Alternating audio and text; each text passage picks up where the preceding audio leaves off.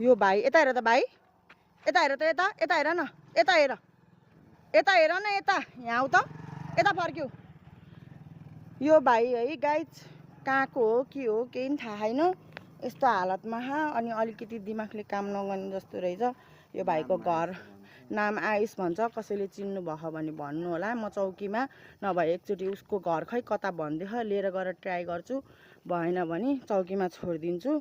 पुलिसको जिम्मा लाएर यति राति बच्चा एक्लै हिँडेको छ गाइज है। अब राति राति हेर्नु, यति राति अब यो बाबुलाई कहाँ लिएर जाने के गर्ने भनेर अलि सोच्दैछौँ होइन।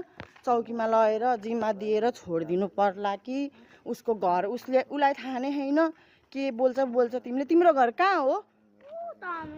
कता उता? कहाँ? चनपुर? आमामा अघि भर्खर त यहीँ पारी भनेको होइन। तिम्रो मम्मीको नाम के हो?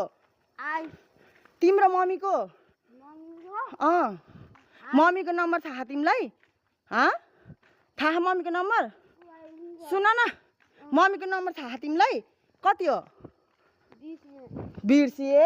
अनि भर्खर किन थाहा भनेको त?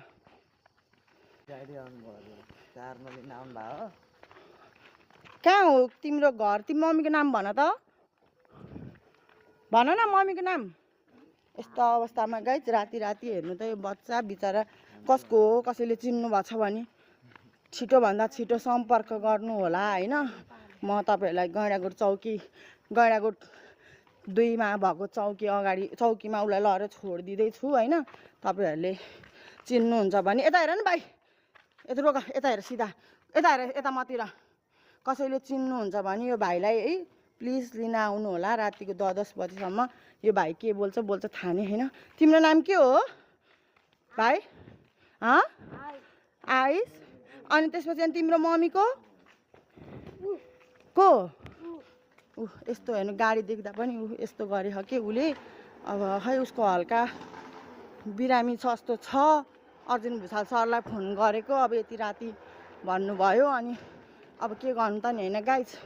अब आफ्नो ठाउँमा भएको यति सानो बच्चा चौकी लगेर बुझाइदिन पायो भने ढुक्क हुन्छ नि त, त्यही भएर।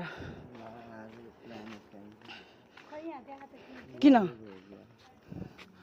आमा यसरी लडेको रहेछ गाइज, मलाई थाहा पनि थिएन, काटेर रहेछ हात। छर नकनाउ, त्यो कता खेल्न आएको थियो होला गाइज। यो चाहिँ होइन पुल्चोक पारीपट्टि, हामी यता गैँडाकोटपट्टि छौँ। यो भाइलाई यहाँबाट अब उसको घर मैले सोध्न सकिनँ, उद्धार गर्न